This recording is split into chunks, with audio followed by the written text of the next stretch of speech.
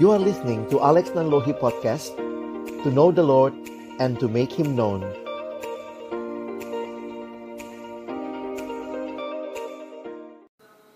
Baik, terima kasih kesempatan yang indah boleh bertemu dengan teman-teman melalui Zoom ini.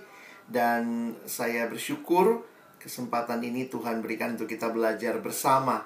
Dan saya rindu malam hari ini dan juga ada serangkaian ya dari GKM Youth Seminar ini. Biarlah teman-teman boleh ikuti dengan lengkap. Mari kita berdoa sebelum kita sama-sama masuk dalam sesi malam ini. Bapa Surgawi, terima kasih kesempatan Tuhan berikan bagi kami untuk terus diperlengkapi, agar kami benar-benar boleh nyata hidup sebagai anak-anak Tuhan yang boleh mengikuti kehendak-Mu di dalam zaman yang serba tidak pasti, menawarkan begitu banyak alternatif yang justru mendukakan Tuhan. Kami belajar untuk berpegang pada firman-Mu. Firman-Mu adalah kebenaran dan firman-Mu itulah yang memerdekakan hidup kami. Kami berdoa menyerahkan seminar malam hari ini agar Tuhan yang memberkati, baik hamba-Mu yang menyampaikan, setiap kami yang mendengar, diskusi di antara kami. Dalam nama Yesus kami menyerahkan sesi kami malam hari ini. Amin. Ya, saya memulai malam hari ini dengan tema yang diberikan, yaitu God's Grand Design. Dan saya coba siapkan satu slide untuk kita ikuti bersama. Nanti teman-teman yang butuh slide-nya bisa kontak ke panitia, juga sudah ada kopinya. Ya, kalau kita bicara tentang hidup kita, secara khusus pergumulan katanya orang muda itu, salah satu pertanyaan yang sering ditanya adalah apa sih arti hidup? Nah teman-teman, saya ingin mengajak kita mulai melihat rangkaian seminar kita atau Zoominar kita ini, termasuk juga untuk memahami konsep tentang cerita, ya. Ini satu konsep yang menarik. Kalau malam hari ini mungkin kita pakai istilah design, tapi saya ingin lebih spesifik. Kita sedang bicara tentang sebuah cerita. Sebenarnya setiap orang sedang menghidupi sebuah cerita, sadar atau tidak. Itu cerita yang mungkin kita dapat dari orang tua kita, yang kita dapat dari culture kita, budaya di sekeliling kita dapat dari pendidikan kita. Jadi sebenarnya ada banyak cerita yang ditawarkan. Lucunya ya, kalau kita tanya sama anak kecil misalnya ya, rata-rata kalau ditanya mau jadi apa kalau besar, itu biasanya jawabannya seputar apa? Dokter gitu ya, atau mungkin mau jadi pilot begitu ya, atau yang perempuan mungkin mau jadi sarjana ekonomi. Jadi sebenarnya ada cerita yang sedang dibentuk oleh dunia di sekeliling kita, dan sadar atau tidak kita sedang terhisap dalam cerita itu. Nah, yang menarik, saya kutip kalimat dari Timothy Keller. Dia mengatakan bahwa orang tidak bisa membuat apapun menjadi sesuatu yang masuk akal atau memiliki arti tanpa menempatkannya di dalam semacam alur cerita. Jadi teman-teman, apapun yang kita sedang jalani dalam hidup, sebenarnya kita maknai dari cerita apa yang sedang kita hidupi. Kalau buat teman-teman yang kalian lihat sukses itu adalah punya uang yang banyak, maka semua aktivitas hidupmu sedang kamu rangkai di dalam cerita itu. Sadar atau tidak? Jadi sebenarnya cerita kita itu semacam menjadi kacamata bagi kita untuk memandang dunia ini. Termasuk juga cerita tentang relasi-relasi kita, ya. Misalnya ada yang merasa bahwa mesti menikah supaya bahagia, misalnya. Itu kan cerita yang juga dibangun dari culture, sehingga kemudian di usia-usia tertentu ya, orang-orang tua suka rasa ini kalau orang Manado bilang, ini anak masih single terus begitu ya. Kok belum ada tanda-tanda ada yang badekat atau PDKT dan seterusnya. Ini membuat kita menyadari bahwa sebenarnya ada cerita yang kemudian dipakai untuk melihat berbagai realita hidup. Nah, yang menarik kalau kita perhatikan, kita pun orang Kristen menyadari ada cerita itu, ya. Tetapi mari kita lihat bedanya apa dengan apa yang sebenarnya dunia sedang ceritakan atau sedang tawarkan. Saya mengutip sebuah kalimat yang mengatakan, if life is a story, then there must be a storyteller. Kita menyadari kalau hidup ini adalah sebuah cerita. Pertanyaannya, siapa yang penceritanya? Siapa yang sedang menuliskan cerita ini? Kita meyakini sebagai orang-orang yang mengenal Tuhan, karena sebenarnya di dalam dunia ini cuma ada dua cerita utama ya. Cerita yang meyakini adanya Tuhan, nah itu kalau mau dibagi dengan bagian besar, atau cerita yang merasa nggak ada Tuhan. Ya kira-kira begitulah. Lalu nanti dari situ banyak variasinya lagi. Tetapi kita sebagai orang percaya menyadari ada Allah yang adalah penulis cerita ini. Karena itu kita menyadari ada God's big story, God's grand design. Saya pikir itu sesuatu yang sangat alkitabiah. Dalam sebuah buku yang ditulis oleh Vaughan Roberts berjudul Gambar Besar dari Allah, dia memberikan pemahaman tentang Alkitab. Kalau kita peres gitu ya, kita peras begitu rupa, sebenarnya dia bilang Alkitab itu punya cerita utama yang ada di dalam 4 babak ya. Nah, ini yang kita kenal ya, yang disebut babak pertama itu adalah creation. Allah mendirikan kerajaannya. Lalu yang kedua, cerita kejatuhan manusia. Terjadi pemberontakan dalam kerajaan itu. Lalu yang ketiga, ada cerita penebusan, redemption. Dimulai sejak Allah memilih Israel, lalu kemudian rajanya datang. Kemudian setelah Yesus menyelesaikan, sang raja menyelesaikan seluruh bagian yang Tuhan berikan baginya di bumi, di dunia, dia kembali ke surga. Dan kita diminta untuk memperluas kerajaan itu. Itu bagian kita sekarang sambil menanti. Yang belum terjadi yang mana? Babak yang keempat ya. Kita masih menanti kembalinya sang raja di mana ada glorification. Nah, teman-teman yang dikasihi Tuhan, penting sekali menyadari akan cerita besar ini. Bahwa cerita ini sebenarnya yang sedang memberikan konteks dan juga makna terhadap hidup kita sekarang. Saya lanjutkan lagi ya, karena sebenarnya kalau membahas ini menarik sekali ya. Saya coba memberikan gambaran supaya nanti teman-teman bisa memahami konteks malam ini yang akan kita bicarakan.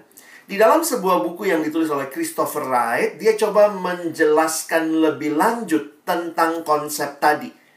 Sehingga dia mencoba mengelaborasi lagi ya. Dia memang lihat ada 4 itu, creation, fall, redemption, dan glorification atau consummation atau new creation. Tapi kemudian dia mencobanya melihat di dalam buku ini ya. Dia melihatnya di dalam 6 babak. The Bible is like a drama with 6 acts atau 6 stages ya. Nah, dia kasih nama dengan gambar yang ini. Jadi kalian bisa ceritakan Alkitab dalam 2 menit kalau ada yang nanya. Jadi ngonipe Alkitab itu bicara apa? Ini dia. Mulai ngana gambar, mulai dari nomor 1 sampai nomor 6 ya. Apa yang digambar? Yang pertama adalah creation. Yang kedua, fall, jatuh dalam dosa. Loh, lah yang ketiga ini nomor 3 namanya apa? Nah, dia memberikan nama kepada nomor 3 karena ini adalah perjanjian lama. Karena kan salib Yesus menandai perjanjian baru, maka itu dia sebut sebagai promise. Allah memberikan janji, janjinya itu digenapi di dalam penebusan Kristus, tapi kemudian ada lagi nomor 5. Apa itu nomor 5? Nomor 5 kita masih menanti karena nomor 5 menuju nomor 6 ya. Nomor 6 kita yakini sebagai the new creation. Lalu nomor 5 ini namanya apa? Nah, Bapak Christopher Wright memberikan nama mission. Jadi ini misi dan kemudian kita menanti the new creation. Pertanyaan secara sederhana, kita sekarang hidup di nomor berapa? Kalau teman-teman lihat God's grand narrative, God's grand design, dari nomor ini, kita di nomor berapa? Oh, jangan bilang, oh kita nomor 2 kak. Oh, dekat ular waktu itu ya. Orang ada bawa foto, bawa selfie sama-sama. Enggak ya, kita ada di nomor 5. Jadi secara sederhana, coba kita hayati, kalau teman-teman dan saya sekarang berkarya di dalam nomor yang kelima, kita telah ditebus oleh Tuhan, kita menanti Kristus akan datang kedua kali, maka ingatlah, our life is a mission. Hidup kita adalah misi. Dan inilah ceritanya Allah. Apa yang menarik dalam cerita ini, teman-teman? Ingat baik-baik. Hidupmu, hidupku bukanlah cerita kita yang kemudian kita mengundang Allah masuk ke dalam cerita kita. Tapi, hidup kita sebenarnya terhisap dengan sebuah kisah besarnya Allah. Ini ceritanya Allah yang mengundang kita masuk ke dalam cerita itu. Dan kenapa cerita ini penting? Karena ini bukan sekedar cerita. This is not only a story, but this is God's word. Harap kita pahami, ini bukan ceritanya kita, lalu kita undang Allah, ayo masuk di cerita saya. Bukan. Kalau kita baca Alkitab dengan baik, ini ceritanya Allah yang mengundang kita masuk ke dalam kisahnya Allah. Karena itu, teman-teman harus menyadari bahwa hidup yang kita jalani sekarang, sutradaranya bukan engkau dan saya. Jangan lupa diri. Tapi Tuhanlah, Dialah sutradara yang memberikan kepada kita peran. Sehingga kalau kita mau menghidupi kisahnya Allah, di mana kisah kita terhisap dalam kisahnya Allah, maka marilah kita belajar mengerti apa yang jadi kehendaknya, belajar memahami apa yang jadi maunya Tuhan. Karena teman-teman dan saya tidak dicipta untuk menghidupi cerita kita sendiri. Kalau kita baca dari awal kitab Kejadian, manusia bukan makhluk independen. Allah menciptakan manusia. Berarti Allah yang punya tujuan, Allah punya maksud, Allah yang punya rencana. Dan kalau teman-teman dan saya hidup saat ini, this is not your story. This is not my story. It's God's story that invited us. Ini ceritanya Allah yang mengundang kita masuk. Sehingga mari belajar melihat segala sesuatu dari perspektifnya Allah. Kenapa saya harus lama cerita ini dulu di awal ya? Karena sekarang ini banyak orang bicara rencana hidup, cuma bicara DP rencana sendiri. Mau bicara standar nilai hidupnya DP standar sendiri. Mau bicara standar hidup, standarnya dunia. Oh, jangan lupa, kita bukan makhluk independen. Alkitab kita menyatakan dari awal manusia dicipta oleh Allah. Maka ketika engkau dan saya mau hidup di dalam dunia ini, engkau dan saya perlu bertanya kepada Allah yang memberikan hidup ini kepada kita. Termasuk relasi. Jadi relasi kita itu DP standar bukan torang pe mau. Bukan ini culture ini punya mau. Kalau culture bilang no problem, silakan free sex. Oh, mari hidupi. Itu ceritanya siapa? Nah, ini yang sama-sama kita mau lihat. Karena itu saya berpikir mungkin orang bilang kok kolot amat sih. Orang Kristen ini apa-apa balik ke Alkitab, apa-apa balik ke Alkitab. Karena disitulah kita mengerti kisahnya yang Allah mau kita hidupi. Dan standar-standarnya. Ini bukan sekadar menghidupi standar kita. Kalau dunia ini sudah tidak punya pegangan kebenaran, terus mau hidup bagaimana? Puji Tuhan, kita orang percaya, orang Kristen punya firman Tuhan yang memberikan kepada kita tuntunan apa yang Tuhan kehendaki di dalam kita menghidupi kisah yang kita di dalamnya terhisap dalam kisahnya Allah. Kalau Tuhan sutradaranya, ngana deng kita gitu ya. Orang ini mesti rajin-rajin baca DP naskah. Ya. Kecuali ngana DP sutradara kasih Tuhan. Tuhan ayo ini ya, Tuhan peperan ini. Nanti kalau kita suruh masuk, Tuhan baru masuk ya. Bukan, ini sedang bicara kita ada dalam ceritanya Allah. Kalau mau ikut, Ayo baca naskahnya. Baca firman-Nya, lihat apa yang Tuhan kehendaki.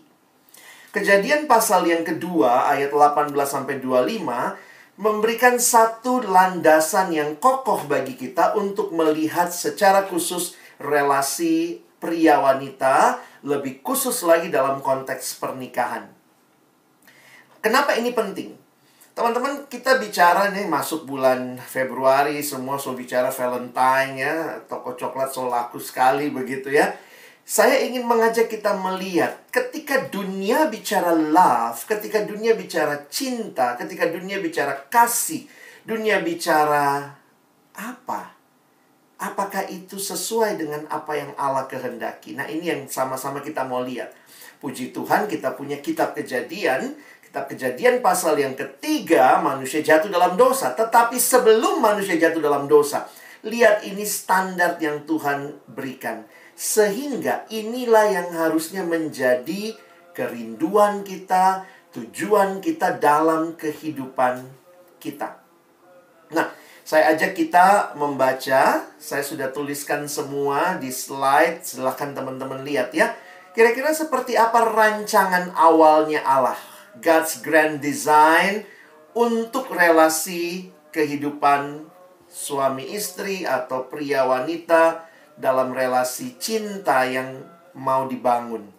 Nah, di dalam Kejadian 2 ayat 18 dikatakan, Tuhan Allah berfirman, tidak baik kalau manusia itu seorang diri saja.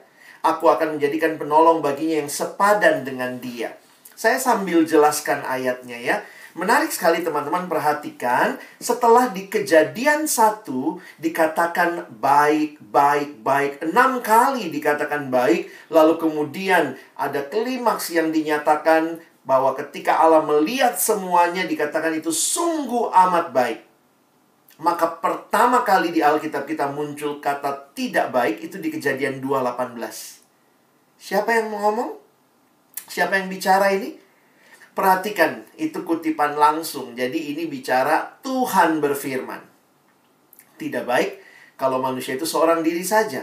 Memang ayat ini kalau kita lihat konteks umumnya bukan bicara sekadar pernikahannya, tetapi ini konteks umumnya sebagai realita manusia sebagai makhluk sosial. Jadi Tuhan menciptakan manusia sebagai makhluk sosial itu bukan hanya teori sosiologi. Teori sosiologi yang pinjam dari Alkitab. Karena Allah yang mendesain engkau dan saya tidak mendesain kita untuk hidup sendiri. Tidak ada bayi baru lahir bisa beli susu sendiri. Kalau dia bisa beli susu sendiri, yang jualan susu pasti lari juga begitu ya. Ada bayi datang mau beli susu. Jadi kalau kita perhatikan bahwa ada kehendak Allah, rancangan Allah bagi kehidupan manusia yang Tuhan sendiri merancangkan manusia bukan hidup seorang diri. Lalu perhatikan, dikatakan aku akan menjadikan penolong baginya yang sepadan dengan dia. Teman-teman lihat sebentar, setelah bicara ayat 18, tiba-tiba ayat 19 ini agak lompat sebenarnya ya. Coba lihat. Katanya tidak ada yang sepadan. Lalu Tuhan Allah membentuk dari tanah segala binatang hutan, segala burung di udara. Ya, kiapa Tuhan bikin kebun binatang ya. Tuhan justru menciptakan segala binatang hutan, segala burung di udara. Dibawanya lah kepada manusia itu untuk melihat bagaimana ia menamainya. Dan seperti nama yang diberikan manusia itu kepada tiap-tiap makhluk yang hidup, demikianlah nanti nama makhluk itu. Menarik ya. Ini bagian penggenapan dari yang Tuhan katakan, kamu akan berkuasa atas seluruh bumi. Di dalam Kejadian 1 ayat 26 sampai 28. Perhatikan teman-teman, Allah memberikan mandat, manusia diberikan otoritas untuk menguasai alam, salah satunya memberi nama. Ya, jadi sebenarnya kalau lihat ini ya, kucing itu nggak pernah pilih. Kita kucing dong, ya kita mau jadi tusak ya, bukan. Dia nggak bisa pilih ya. Adam ngomong kucing kau, ya kucing dia ya, monyet kau, ya itu langsung dia penama jadi Seperti itu. Nah, setelah itu perhatikan ayat 20. Manusia itu memberi nama kepada segala ternak, kepada burung-burung di udara, dan kepada segala binatang hutan. Tetapi baginya sendiri ia tidak menjumpai penolong yang sepadan dengan dia. Teman-teman, di dalam ayat 18, balik sebentar ya. Ayat 18, siapa yang bilang tidak baik manusia seorang diri? Tuhan. Tetapi kemudian, siapa yang sadar tidak baik dia seorang diri atau tidak ada penolong yang sepadan? Ayat 20, Adam. Kalau teman-teman perhatikan ayat ini, saya menghayati akhirnya begini. Ayat 19 dan 20. Kenapa Tuhan menciptakan hewan-hewan itu? Kira-kira waktu Tuhan ciptakan kucing, monyet, jerapah, Tuhan ciptakan berapa ekor ya? Oh, pasti Tuhan ciptakan berdua ya. Om kucing sama tante kucing, om monyet sama tante monyet. Kan gak mungkin sendiri ya. Kita kan orang Kristen, kita percayanya apa? Telur dulu atau ayam dulu Tuhan cipta. Nah, kita mengertinya ya, Tuhan ciptakan ayam ya. Ayam Tuhan ciptakan berapa ekor? Ya kalau kita menghayati tidak mungkin dia langsung cuma satu jenis. Ya pasti berdua ya. Ada jantan, ada betina. Menarik sekali, saya lagi membayangkan, ini saya suka imajinasi yang liar begitu ya. Lagi membayangkan sore-sore mungkin Adam lagi duduk, dia lihat om monyet, tante monyet jalan berdua. Wah, kemudian lihat lagi om jerapah, tante jerapah lewat berdua. Lihat om gajah, tante gajah lewat berdua. Kemudian Adam sadar, kiapa berdua-berdua, kita lihat sendiri. Di sini kemudian Adam coba ya, mungkin dia sore-sore dia bilang pinjam om gajah, kita boleh sama tante gajah jalan-jalan sore-sore ya. Dorang dua jalan-jalan. Adam bilang, aduh tante terlalu besar ya, tante gajah terlalu besar. Oh, tante jerapah sama tante jerapah jalan-jalan. Oh, tante jerapah terlalu tinggi. Mau berjalan dengan tante semut. Oh, tante semut hampir keinjek gitu ya. Terlalu kecil.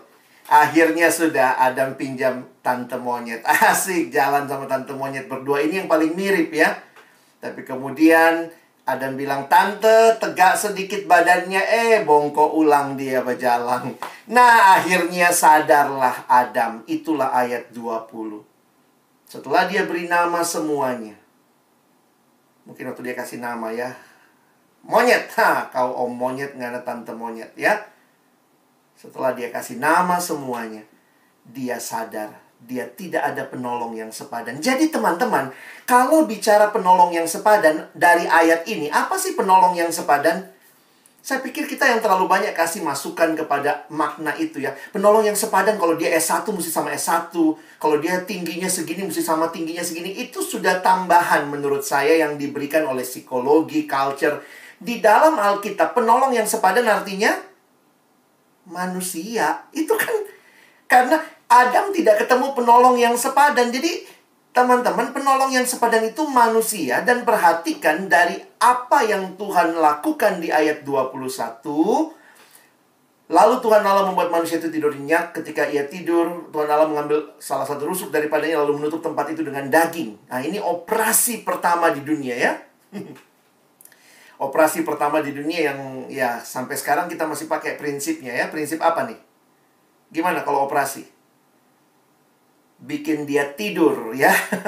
Ya nggak ada kan itu tidur nyenyak kan, nggak ada orang operasi lagi sadar-sadar ya dipotong nggak ya. Makanya ada prinsip anestesi ya. Ini dari sini nih ya. Habis tidur diambil rusuknya, Tuhan bentuk, dibangunnyalah seorang perempuan. Jadi dari ayat ini saja penolong sepadan itu pertama manusia. Kedua, dalam konteks ini lawan jenis. Karena ini bicara membentuk keluarga. Makanya kalau laki tiba-tiba sekarang LGBT gitu ya, enggak apa-apa, laki perempuan sama aja katanya. Yang penting kasih sayang. Itu kasih sayang dari mana? Standarnya siapa? Nah, jadi perhatikan Lalu perempuan itu dibawa oleh Tuhan kepada Adam. Nah, ya, lalu berkatalah manusia itu, inilah dia tulang dari tulangku dan daging dari dagingku. Ia akan dinamai perempuan sebab ia diambil dari laki-laki. Siapa yang kasih nama perempuan? Adam. Teman-teman lihat ya. Menarik juga. Makanya orang suka pinjam ini kawin di gereja pakai prosesi itu ya. DP pengantin perempuan dibawa sama DP papa. Itu menggambarkan seperti Tuhan membawa Hawa kepada Adam. Teman saya waktu menikah dia bilang dia mau pakai puisi ini ya. Jadi waktu dia pengantin perempuan masuk sama papanya, lalu dia dari depan altar dia bilang, inilah dia, tulang dari tulangku ya. Dia mau mengilustrasikan ulang kejadian 2. Sayangnya dia gemeteran waktu ngomong ya. Di altar dia ngomong, inilah dia ya. Tapi itu gambaran menyambut. Nah, saya sedang membayangkan, coba kalau kalian jadi Adam, kira-kira bagaimana Adam ngomongnya? Inilah dia tulang dari tulangku. Apa Adam akan ngomong gini? Ini dia tulang dari tulangku. Atau saya membayangkan Adam setelah cari semua tidak ada yang pas. Ingat ya, cari semua tidak ada yang pas. Begitu lihat ada yang sepadan, ini dia, tulang dari tulangku, daging dari dagingku. Ada excitement di situ. Dan ayat 24 menjelaskan bagaimana kesatuan itu terjadi, yang kita hayati sebagai ayat yang berbicara tentang pernikahan. Sebab itu seorang laki-laki akan meninggalkan ayahnya dan ibunya dan bersatu dengan istrinya, sehingga keduanya menjadi satu daging. Mereka keduanya telanjang, manusia dan istrinya itu, tetapi mereka tidak merasa malu. Teman-teman perhatikan sebentar. Jadi ayat-ayat ini memberikan kepada kita prinsip-prinsip dasar. Prinsip dasar pernikahan, prinsip dasar pria dan wanita. Pria wanita itu dalam realita ini adalah penolong yang sepadan. Ingat kata penolong di Alkitab, kata ezer yang dipakai di sini, penolong itu juga muncul dalam bagian lain kepada Tuhan. Jadi kalau orang bilang perempuan itu memang harus jadi budaknya laki-laki. Kenapa? Kan dia penolongnya laki-laki ya. Oh, dia tukang bantu-bantunya laki-laki. Oh, berarti dia pembantu. Oh, kalau kalian mengertinya seperti itu, bagaimana menerapkan ezer pada Tuhan? Tuhan itu juga penolong kita. Waktu kita bilang, Tuhan engkau penolongku, apakah dia babu kita? Dia pembantu kita? Bukan.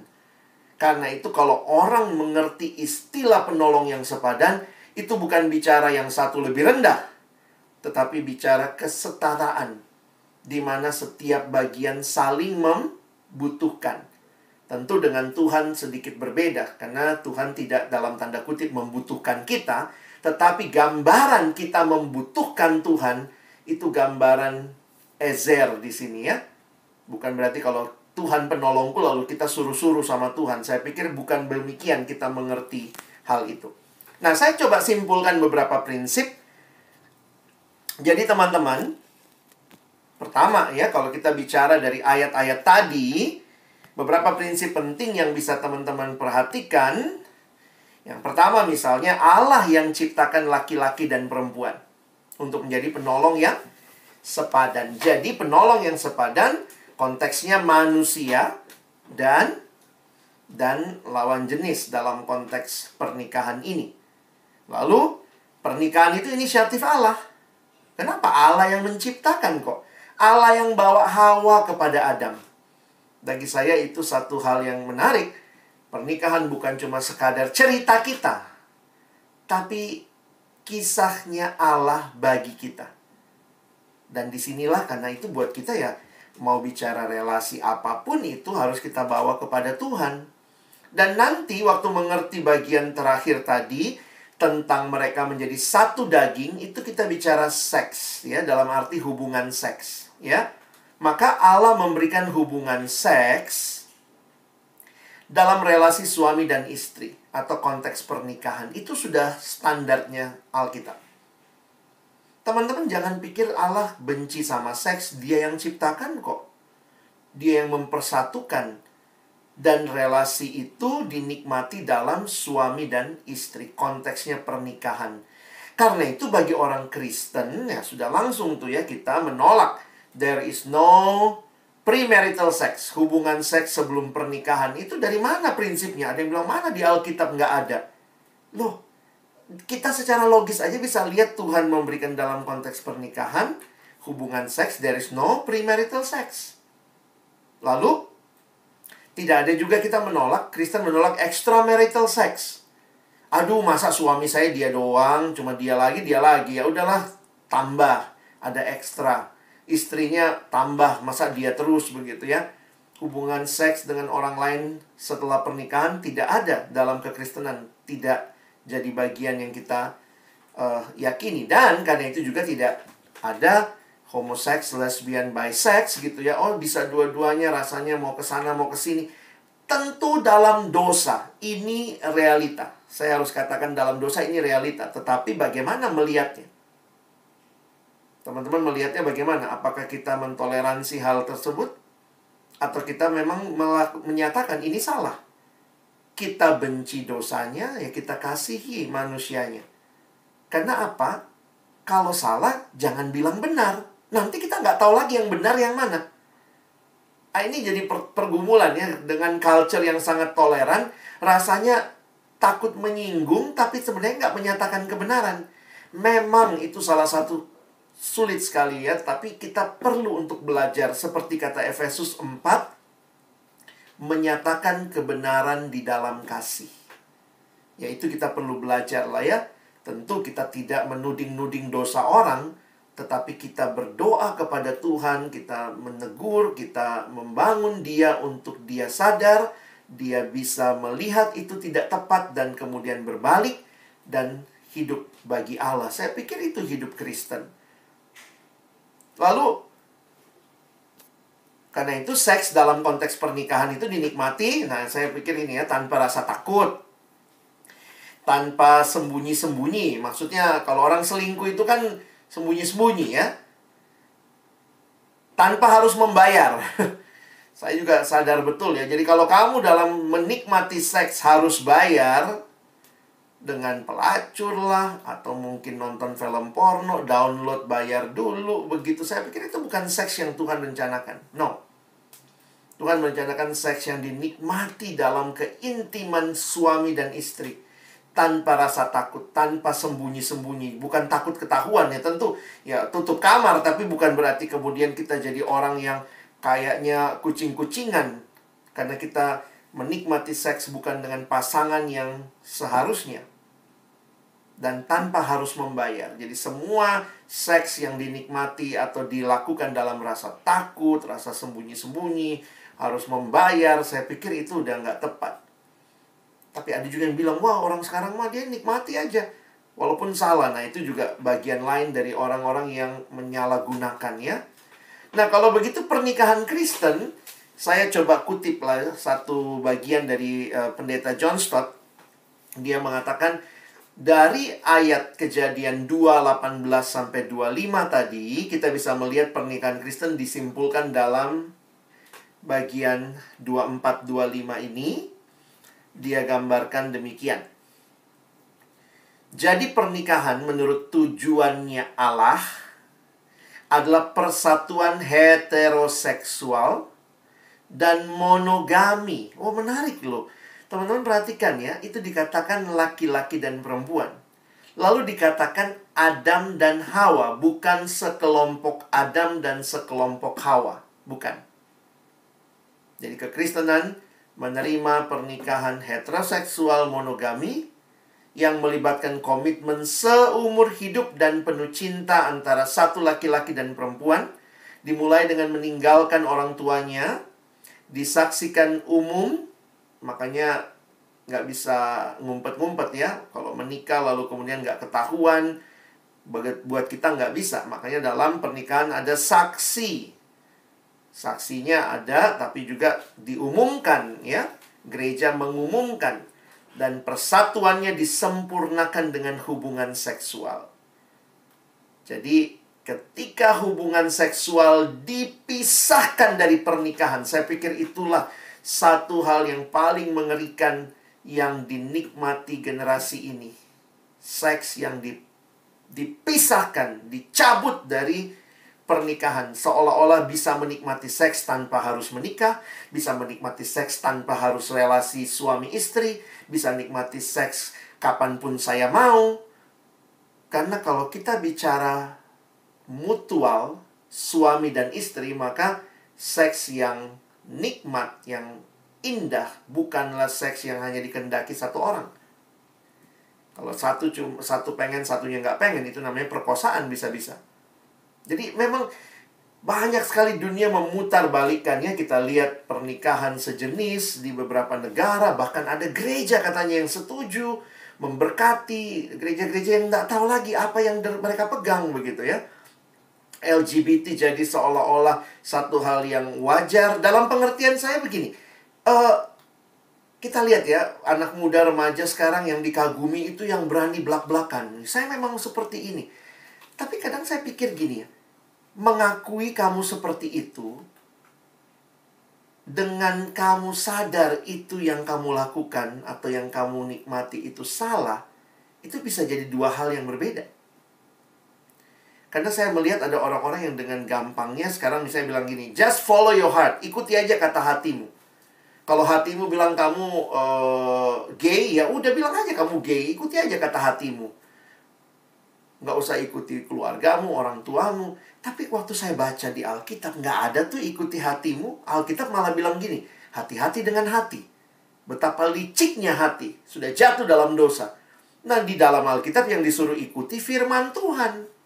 Jadi hati-hati ya, culture kita memberikan seolah-olah ini benar gitu. Ya ikuti aja apa yang kamu rasa, kamu pengen. Nanti besok-besok, aduh saya rasa mau perkosa anak-anak, aduh saya rasa pengen sekali. Oh silakan. Jadi kita akhirnya ikutin aja apa kata hati. Kenapa? Hati jadi penentu kebenaran. Wow, betapa mengerikannya dunia di mana hati jadi penentu kebenaran. No, harus kembali kepada firman Tuhan. Nah ini lagi pergumulannya. Mungkin ada yang bilang, ya saya mungkin yang kayak gitu kak, bucin ya, budak cinta ya, asalkan kau bahagia walaupun aku nggak harus sama kamu. Kadang-kadang saya mikir hati-hati loh ya. Cinta itu penting tapi bukan segala-galanya teman-teman ya. Jadi susah banget move on. Atau mungkin ya saya sadar ya, ketika mungkin ada masalah, konflik, putus, pasti ada hal-hal yang sulit gitu ya. Tapi banyak anak-anak sekarang yang kebaperan, bucin, yang akhirnya kayak pacar itu Tuhan. Ya. Saya baca di satu status seorang remaja waktu saya layani di satu sekolah, dia bilang gini, pacar yang baik (2) mengikuti semua kehendaknya dan menjauhi semua larangannya. Itu pacar atau Tuhan ya? So tipis bedanya ya. Lalu kemudian ini lagi, ini realita yang terjadi. Wah, beda agama. Kita sih sama-sama beribadah, cuman beda rumah ibadah. Wah, gitu ya. Kisah cinta beda agama nih jadi masalah juga gitu ya. Kenapa saya katakan jadi masalah? Seolah-olah karena kita lihat artis-artisnya kayaknya hidupnya baik-baik aja. Tapi sungguhkah hidupnya baik-baik? Jangan-jangan mereka mengesampingkan hal-hal yang sebenarnya sangat esensi dalam hidup. Jadi hati-hati waktu kita bicara cinta macam apa yang kita bangun. Belum lagi nih ya, orang ketiga ya. Saya pikir dalam masyarakat kita itu jadi biasa, di sinetron, selingkuh. Kayaknya biasa sekali begitu ya. Sehingga juga anak-anak muda, anak remaja, free sex. Nah ini nggak usah bicara di kota besar. Saya pikir juga di Manado juga teman-teman juga lihatlah realita di sekitar kita. Dan kemudian saya pikir ditambah juga dengan begitu gampangnya akses pornografi, itu membuat seks makin menjadi hal yang menggebu-gebu diinginkan padahal belum tepat waktunya. Jadi saya juga harus ingatkan, hati-hati buat teman-teman yang terjebak dalam pornografi. Itu akan jadi masalah besar juga. Di dalam banyak pernikahan, pornografi telah merusak baik suami maupun istri karena tidak punya konsep lagi yang baik, yang kudus. Akhirnya cuma senang untuk dirinya sendiri mendapat kenikmatan dan seterusnya. Nah, sebagai bagian aplikasi bagi kita setelah kita ngerti kondisi rencana Tuhan seperti ini, maka saya ingin ingatkan bahwa di tengah-tengah realita ini teman-teman mengalami ya, secara khusus mengalami pergumulan relasi. Karena itu memang orang muda mengalami itu. Di usia remaja awal, kita mulai dibentuk dengan melihat perannya. Misalnya laki-laki itu harus bagaimana, perempuan harus seperti apa. Nah, masa-masa remaja awal tuh mulai terbentuk tuh. Dan kemudian dilanjutkan nih, mulai rasa tertarik, senang sama dia, lewat depan rumahnya bolak-balik padahal orangnya di dalam nggak keluar juga gitu ya. Mulai ada perasaan suka, nggak bisa tidur karena mikirin gitu. Saya pikir itu bagian dari pergumulan yang normal ya dalam hidup remaja. Nah, bagaimana sebagai remaja pemuda Kristen ya? Saya pikir kita meyakini bahwa Tuhan kita, Tuhan yang merindukan kita punya pasangan, dia pun yang berinisiatif di dalam Alkitab kita lihat, dan itu jadi bagian yang Tuhan sediakan pada waktunya. Nah, sekarang masalahnya Tuhan bagaimana mau tahu so dia atau bukan begitu. Nah, ini disinilah saya pikir pergumulan, dan inilah misterinya ya. Nanti teman-teman akan belajar lebih jauh seperti ayat yang juga jadi tema kalian. Amsal 30 ini menarik ya. Ada 3 hal yang mengherankan aku, bahkan ada 4 hal yang tidak ku mengerti. Kata penulis Amsal. Jalan Raja Wali di udara. Kita nggak tahu GPS-nya Raja Wali ya. Jalan ular di atas cadas. Jalan kapal di tengah-tengah laut. Dan jalan seorang laki-laki dengan seorang gadis. Maksudnya apa sih? Nah, ini kalau bahasa Indonesia sehari-hari menerjemahkannya begini. Ada 4 hal yang terlalu sukar bagiku untuk dimengerti. Nah, ini maksudnya misteri kadang-kadang ya. Maksudnya misteri itu bukannya tidak ada prinsip. Ada prinsipnya, tetapi seringkali kita harus menyadari tidak semua cerita itu persis sama. Ya, kira-kira begitulah misterinya ya. Saya dan istri saya misalnya, atau saya dan pasangan saya dengan kamu dan pasanganmu, ya itu mungkin beda ceritanya. Walaupun mungkin kondisinya bisa sama, tapi waktu dijalani itu ya kadang susah dijelaskan. Ini aja lah kayak orang biasa bilang, ih DP cewek cantik sekali, DP pasangan kok jelek misalnya gitu ya. Kan orang suka bilang, kok bisa ya dia mau sama yang begini, kok bisa ya dia suka sama yang begini. Karena kita kan nggak kebayang gitu. Karena ini bukan matematika, 1 tambah 1 2 gitu ya. Yang bagus sama yang bagus, atau yang jelek sama yang jelek. Nggak begitu hukumnya ya seringkali. Makanya ini kalimatnya, ada 4 hal yang terlalu sukar bagiku untuk dimengerti. Burung Raja Wali terbang di udara, ular yang menjalar di atas batu karang, dan kapal yang berlayar di tengah lautan, dan sepasang muda-mudi yang sedang jatuh cinta. Ya, sebagai bagian-bagian terakhir, sebelum kita tanya jawab, kenapa perlu serius pikirin hal ini? Ya, karena ini rencana Tuhan, teman-teman. Kita harus belajar untuk melihat ini serius buat pribadi kita. Kalau betul ini dari Tuhan, maka kita makin bertumbuh atau makin mundur secara rohani. Mesti tanya juga tuh. Dampaknya terhadap persekutuan. Jangan-jangan teman-teman jadi batu sandungan, atau kalian bisa jadi teladan dengan relasi kalian juga. Saya ingat ayat ini ya, 1 Korintus 10:31. Jika engkau makan, jika engkau minum, lakukanlah semuanya untuk kemuliaan Allah. Saya mikir gini ya, makan aja untuk kemuliaan Allah, minum saja untuk kemuliaan Allah. Masa pacaran untuk kenikmatan diri? Hal yang begitu receh, kata anak Jakarta ya. Makan, minum, tapi wow, kalau makan minum aja untuk kemuliaan Allah, maka jangan berpikir pacaran, bangun relasi itu yang penting maunya saya. Please, kita mesti tempatkan di dalam hal yang tepat. Nah, karena itu bagian terakhir, ini slide terakhir saya. Bagaimana memilih teman hidup? Mungkin diskusinya nanti banyak juga di sini ya.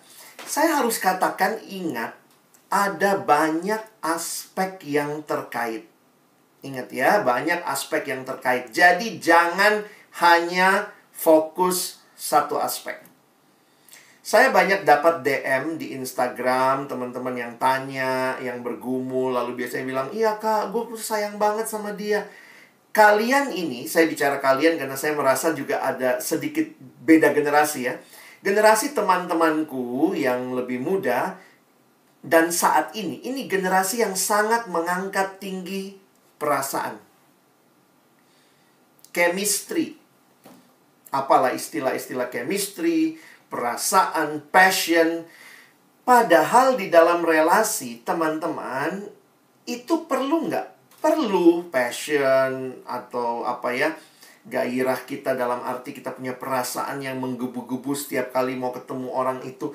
Tapi ingat loh, passion, perasaan bukan segala-galanya. Jadi di tengah-tengah zaman yang sangat menarik tinggi passion, saya harus katakan hati-hati.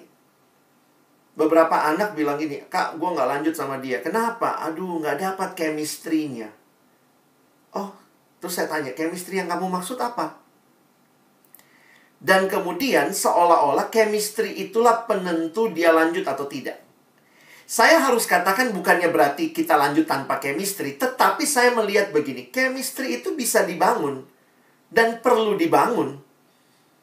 Jadi jangan cuma berpikir chemistry, perasaan ya. Yang kedua, ada akal sehat. Mesti jelas juga berpikir dengan jujur, dengan jernih. Dan untuk memilih teman hidup, kita juga perlu komunikasi. Ini kan bukan pilih barang ya. Teman-teman perlu untuk bicara dengan orang itu, bangun komunikasi, kenallah lebih jauh. Lalu yang terakhir ya, penyerahan kepada Tuhan. Maksudnya ikuti prinsip firman Tuhan. Jadi saya ketemu nih, ada anak dengan jelas dia ngomong, "Gue dapat banget kak chemistry-nya sama dia." Ya aku bilang bagus dong. Dia juga reasonable lah, orangnya dekat. Maksudnya dekat dalam arti dia bukannya, kalau yang nggak masuk akal kan, iya saya jatuh cinta, dia di mana? Dia di Afrika gitu ya, ketemu 3 tahun sekali. Ya udahlah, nggak masuk akal lah, nggak masuk akal sehat ya. Jadi perlu tuh masuk akal, perasaan juga bertumbuh. Tapi saya harus katakan jangan cuman satu aspek. Dia bilang reasonable kak, orangnya deket, gampang ditemuin. Yang kedua, ya saya perasaannya kuat banget, chemistry-nya aku dapat banget sama dia. Terus saya bilang masalahnya apa? Iya kak, dia bukan anak Tuhan. Nah loh, makanya saya bilang jangan cuma merasa karena dapat chemistry-nya. Pastikan dia kenal Yesus nggak? Pastikan dia bertumbuh nggak? Karena bagi saya kenal Yesus aja nggak cukup teman-teman. Dalam arti begini loh, apakah dia bertumbuh dalam imannya? Karena saya melihat banyak orang Kristen nggak bertumbuh, tapi dibilang Kristen. Sehingga ketika menikah sama Kristen, dia Kristen nggak ngerti pelayanan, pasangannya pelayanan marah-marah. Dia Kristen tapi mukul istri, mukul suami. Dia Kristen tapi julid juga gitu. Kadang-kadang saya mikir ini Kristen yang seperti apa. Makanya sejak saya memahami ini, saya harus katakan teman-teman yang memilih teman hidup, pertimbangkan baik-baik dengan semua hal ini. Dan selalu ingat, apakah sesuai prinsip firman Tuhan. Mau kamu dapat chemistry-nya dalam banget tapi tidak seiman, itu nggak usah lagi digumulkan. Aduh, putus nggak ya kak? Putus nggak ya? Stop. Kenapa? Itu bukan, kamu mempermainkan Tuhan gitu ya. Kamu mempermainkan perasaan. Karena ini, hati-hati dengan perasaan. Perasaan itu sangat gampang menguasai kita, mengalahkan akal sehat, membuang prinsip firman Tuhan. Karena kita rasa, saya deket, saya cocok. Sebulan menikah, tiba-tiba ada yang kontak saya. Kak Alex, saya sudah mau pisah. Kenapa? Nggak seperti yang saya bayangkan. Nah, jadi teman-teman, ini kira-kira patokan-patokan dasar untuk teman-teman bisa bergumul dengan sungguh-sungguh. Dan tempatkanlah kisah hidupmu, semua konsep-konsep yang engkau akan jalani dan bangun di dalam kisah besarnya Allah. God's grand design. This is not your story. This is God's story in your life. Tanya sama Tuhan. Rajin-rajin baca naskahnya supaya tahu bagaimana menghidupi hidup yang Tuhan berikan. Amin. Mari kita berdoa. Terima kasih banyak Tuhan, setiap pengertian yang kami terima, menolong kami melihat apa yang menjadi bagian kami di dalam menjalani hidup kami, khususnya relasi-relasi yang Tuhan berikan. Tolong kami bukan cuma jadi pendengar firman, mengerti banyak hal, tapi boleh jadi pelaku-pelaku firman-Mu. Kami bersyukur dalam nama Yesus. Kami juga menyerahkan untuk question and answer, tanya jawab kami. Boleh juga makin menolong, memahami berbagai konsep yang ada. Dalam nama Yesus kami berdoa. Amin.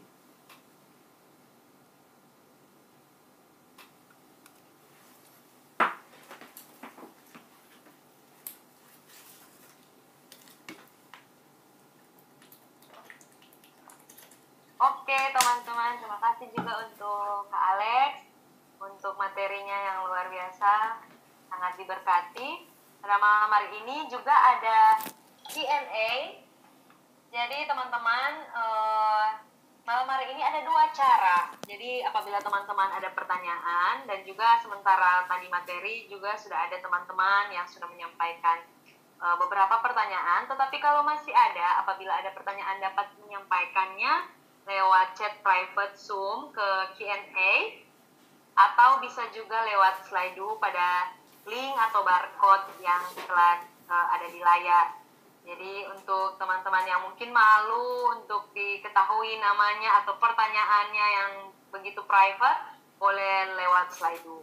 Tetapi kalau teman-teman juga nggak perlu untuk di private, boleh langsung Zoom ke chat ke Zoom Q&A.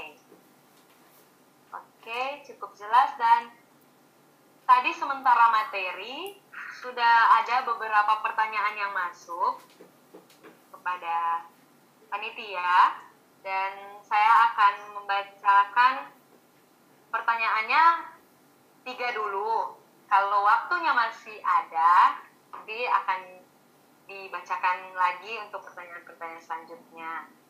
Jadi satu-satu pertanyaan saya akan bacakan dan akan dijawab langsung oleh Kak. Jadi untuk pertanyaan yang pertama, jadi pertanyaan seperti ini, Kak. Kak, sepadan itu artinya harus sealirankah? Apa bisa beda? Misalnya, kasih contoh Kristen karismatik atau Kristen Katolik dan lain-lain. Oke. Kak Alex, silakan. Ya, saya melihatnya memang sekali lagi saya bilang ya, kata sepadan itu sekarang banyak dapat tambahan makna. Di mana mungkin kalau kita perhatikan itu diberikan dalam pertimbangan psikologis, pertimbangan praktis, pertimbangan denominasi. Jadi saya agak takut juga ya, nanti lama-lama sepadan itu jadi punya makna yang melebihi makna aslinya. Karena akhirnya ada yang bilang, karena harus sepadan. Ada satu teman itu, orang tuanya harus sepadan, harus satu suku. Di mana di Alkitab bilang harus satu suku? Maksudnya, hati-hati jangan menambahkan beban kepada kata sepadan. Tapi poinnya itu adalah pertimbangan-pertimbangan praktis yang teman-teman harus pikirin. Beda gereja, beda suku, beda gereja denominasinya. Nah, itu semua kalau menurut saya bisa dibicarakan dan banyak contoh-contoh yang baik.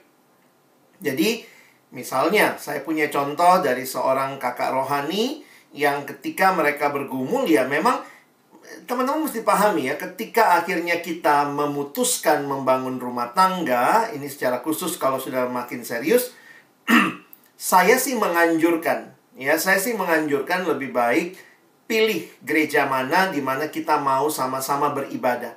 Supaya jangan begini, ya udah kita masing-masing di gereja kita, kamu di gerejamu, aku di gerejaku, ya udah kan denominasinya beda. Ya sudah, kalau Ngana lebih nyaman di sana, Ngana di sana, kita di sini. Itu bagi saya jujur aja agak egois ya. Karena pada waktu nanti punya anak, kasihan anaknya, papa mamanya beda gereja. Nah, tapi bagaimana dong, Kak? Ya, saya pikir bicarakan. Nah, disinilah butuh komunikasi, butuh melihat bersama-sama ke depan seperti apa. Dan ingat bahwa ini bukan masalah menang kalah. Jadinya ke gereja dia, oh saya kalah nih, nanti tunggu ya. Dalam hal lain pokoknya mesti saya yang menang. Pernikahan itu bukan seperti itu. Jadi saya berharap teman-teman yang melihat ada perbedaan itu semua bisa dibicarakan ya. Ada beberapa teman yang akhirnya ya mesti bergumul, memang mesti bergumul. Nah, yang saya harus garis bawahi adalah jangan cuma lihat denominasinya, tapi lihatlah sekali lagi orangnya tuh bertumbuh dalam Kristus atau tidak. Karena kalau ditanya, Ada nggak orang yang bertumbuh dalam Kristus di gereja X? Ada. Ada nggak yang bertumbuh dalam Kristus di gereja Y? Ada. Ada nggak yang nggak bertumbuh dalam Kristus meskipun ke gereja yang bagus? Ada juga. Jadi makanya jangan sekali-kali hanya melihat denominasi lah, labelnya lah, tapi kenali orangnya. Karena itu yang akan kalian... Karena tujuan pacaran udah jelas ya. Saya tadi nggak jelaskan tujuan pacaran ya pernikahan ya. Kalau kekristenan, tujuan pacaran bukan isi waktu, bukan isi-isi kesepian, tapi jelas. Kalau tujuan pacaran jelas, maka kita pun jelas pacarannya. Tujuan pacaran pernikahan. Kalau pernikahannya kudus, pacarannya kudus. Kalau pernikahannya suci, pacarannya suci. Jadi itu membangun mindset yang baik. Mungkin itu. Oke, cukup jelas ya untuk teman yang bertanya pertanyaan tadi. Lanjut ke pertanyaan yang kedua. Bang Alex, adakah satu prospek yang cerah bagi pernikahan yang dipahami kekristenan? Kita melihat betapa kuatnya budaya mendekonstruksi makna pernikahan menjadi sesuatu yang tidak lagi bernilai, tidak harus monogami, atau seperti yang ditunjukkan budaya poliamori di barat, dan heteroseks tidak punya makna korban dan seks menjadi bentuk entertainment yang teramat sangat mudah untuk dikonsumsi melalui media. Oke. Terima kasih pertanyaannya. Saya tetap melihat ada harapan. Karena di dalam sejarah ketika budaya begitu kuat, minoritas bukan berarti punah. Jadi bagi saya, gereja Tuhan di dalam segala tekanan, kiranya Tuhan pakai untuk bisa jadi terang yang menerangi lingkungan yang terdekatnya, bahkan juga mungkin Tuhan bisa pakai jadi berkat yang besar. Yang saya makin takut sebenarnya bahwa bukan dunianya ya. Kadang-kadang saya bukan takut dengan dunianya, karena itu kan faktor dari luar. Tetapi gerejanya yang jangan-jangan mengadopsi nilai dunia. Kadang-kadang kalau kita bicara dunia ya memang Tuhan sudah bilang dunia tambah jahat. Tapi apakah gereja Tuhan tambah murni? Nah itu yang perlu kita tanya ya. Gereja Tuhan atau tambah kompromi? Bukannya dunia dimasuki gereja, tapi gereja dimasuki dunia. Itu yang kadang-kadang cukup menyedihkan. Nah, bagaimana caranya untuk kita bertahan? Saya pikir ya pembinaan-pembinaan seperti ini memberikan dasar. Sehingga waktu teman-teman bergaul, ada teman yang punya pandangan yang berbeda, kita tahu, kita cari groundnya, kita cari dasarnya itu di Alkitab. Jadi teman-teman juga ini jadi acuan atau jadi semangat untuk memicu teman-teman belajar lebih serius kekristenan kita. Karena disitulah kita melihat ada rencana Allah yang Dia berikan bagi dunia ini. Oke, terima kasih ya Kak Alex. Ya. Masih ada lagi pertanyaan. Pertanyaan selanjutnya, apakah ada cara untuk menghilangkan trauma dalam berkomitmen? Terima kasih ya, ini pertanyaan yang baik. Saya sadar betul bahwa setiap orang pasti punya pergumulan tertentu, termasuk teman-teman yang punya trauma ya dengan relasi. Cuma begini, ini juga ya pengharapan lah buat kita bahwa jangan hidup di dalam masa lalu. Trauma itu kan bicara masa lalu. Dalam banyak hal, ketika trauma healing, itu bukan juga diminta untuk melupakan. Karena di dalam realitanya, kita nggak bisa seperti komputer ya. Delete, erase, recycle bin, trash-nya di empty folder gitu. Nah, karena itu biasanya yang ditawarkan adalah berdamai. Berdamai dengan masa lalu dan kemudian belajar melangkah. Jadi buat teman-teman yang memang mungkin punya trauma, ingatlah bahwa dunia ini tidaklah kamu jalani dengan trauma seharusnya, tapi dengan Tuhan.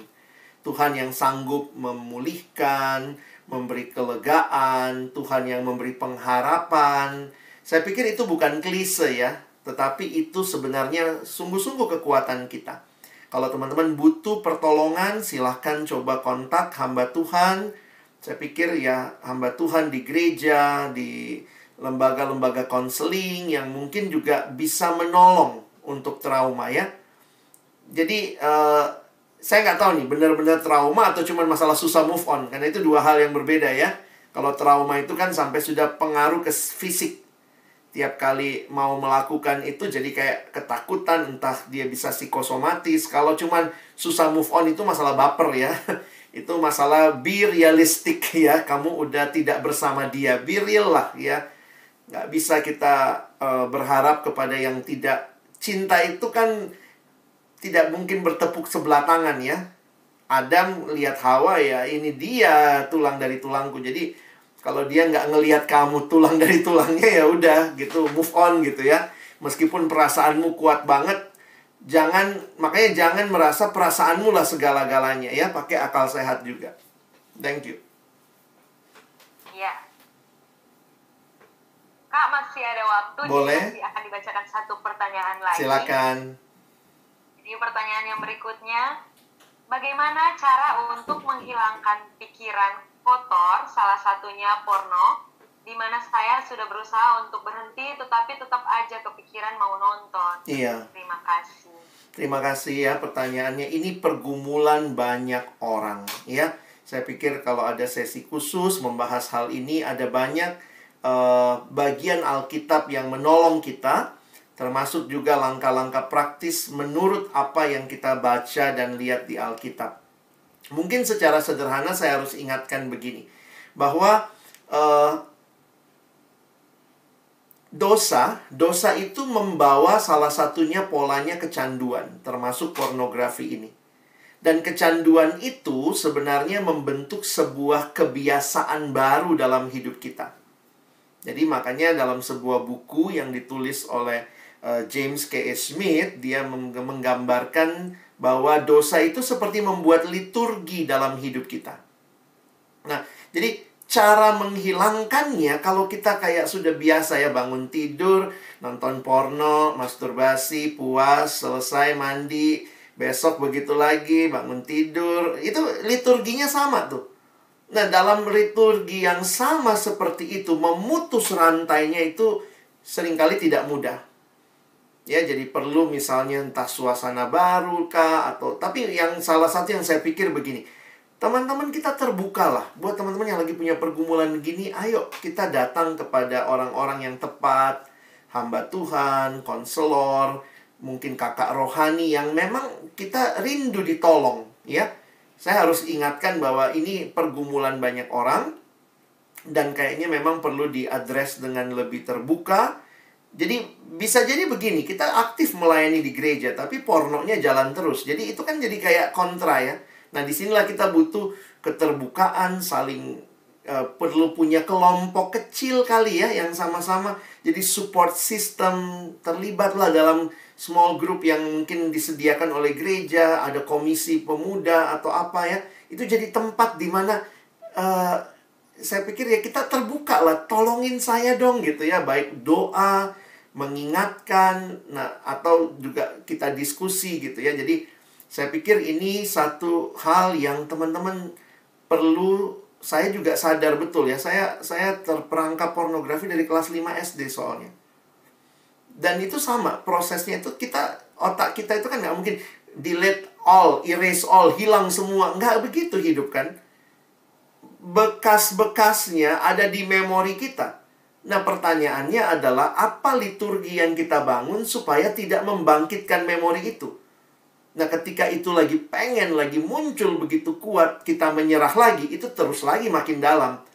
Jadi memang kejatuhan itu menarik ya, pembahasannya dari James K.S. Smith. Saya pikir itu, bagi saya itu termasuk yang bisa kita praktekkan dalam keluar dari kecanduan dengan mencintai Tuhan lebih lagi. Nah, itu yang saya pikir perlu kita, nanti ada waktu lain mungkin membahasnya ya. Oke, terima kasih Kak Alex. Sama-sama.